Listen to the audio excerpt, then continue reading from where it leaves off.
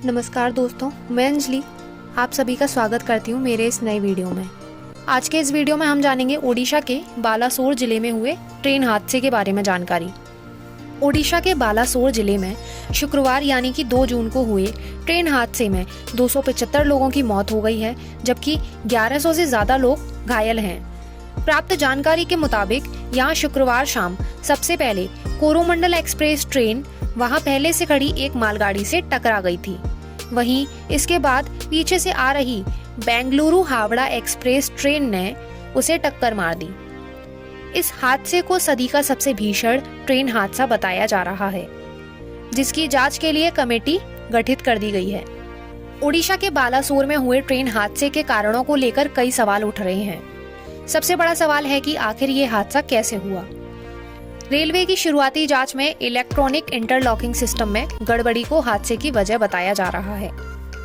आइए जानते हैं इन सभी सवालों के जवाब। रेलवे का इंटरलॉकिंग सिस्टम ऐसी तकनीक है जो रेलवे के सिग्नल और उसके मुताबिक ट्रैक यानी कि पटरियों में फेरबदल को कंट्रोल करती है।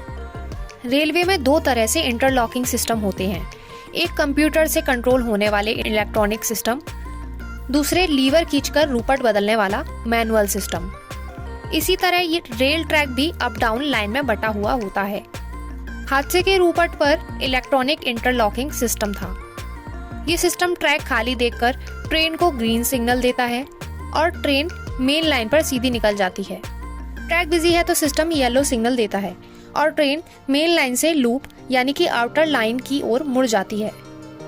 हादसे की जगह कोरोमंडल के लिए ग्रीन सिग्नल था, लेकिन इलेक्ट्रॉनिक सिस्टम में गड़बड़ी की वजह से वह लूप लाइन में चली गई। इसी की जांच हो रही है, आखिर ऐसा क्यों हुआ।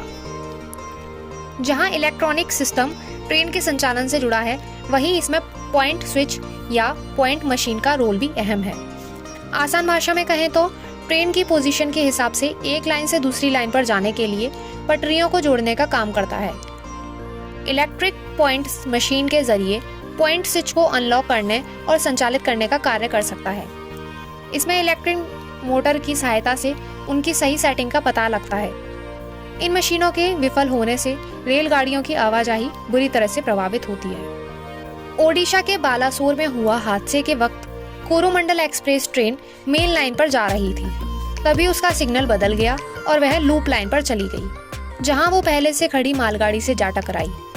टक्कर के बाद इसके कुछ डिब्बे दूसरी पटरी पर गिर गए, जहां से बेंगलुरु हावड़ा सुपरफास्ट एक्सप्रेस जा रही थी।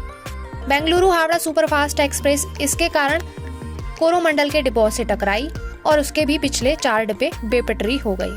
घटना की जानकारी मिलते ही रेलवे और तमाम एजेंसियां राहत और बचाव के कार्यों में जुट गई थीं। वहीं रेलवे और पीएम राहत कोष फंड के तहत पीड़ितों के लिए मुआवजे का भी ऐलान कर दिया गया है। जिन 2 पैसेंजर गाड़ियों की टक्कर हुई है, उनमें काफी मात्रा में प्रवासी श्रमिक भी थे। अगर कोई पीड़ित बिना टिकट भी है तो उन्हें मुआवजा दिया जाएगा। अधिकारियों ने कहा है कि रेलवे का ये फैसला सुप्रीम कोर्ट के आदेश के मुताबिक है। ओडिशा ट्रेन हादसे का शिकार हुए पीड़ितों के लिए रेलवे ने मुआवजे का ऐलान किया है। इसमें मृतकों के परिजनों के लिए 10 लाख रुपए, गंभीर रूप से घायल लोगों के लिए 2 लाख रुपए और घायल व्यक्तियों के लिए 50,000 रुपए का ऐलान किया है। प्रधानमंत्री राष्ट्रीय राहत कोष से भी मृतकों के परिजनों के लिए 2 लाख रुपए और घायल व्यक्तियों के लिए 50,000 रुपए का ऐलान किया गया है। पश्चिम बंगाल ने अपने राज्य के पीड़ितों के लिए मृतकों के परिजनों को 5 लाख रुपए का मुआवजा देने का ऐलान किया है। इसके अतिरिक्त ओडिशा सरकार ने अपने राज्य से मृतक व्यक्तियों के परिजनों के लिए 5 लाख रुपए का ऐलान और गंभीर रूप से घायल लोगों के लिए 1 लाख रुपए का मुआवजा देने का ऐलान किया है। ओडिशा रेल हादसे की तरह ही आज से 42 साल पहले इसी महीने में 6 जून 1981 को बिहार में देश का सबसे बड़ा रेल हादसा हुआ था।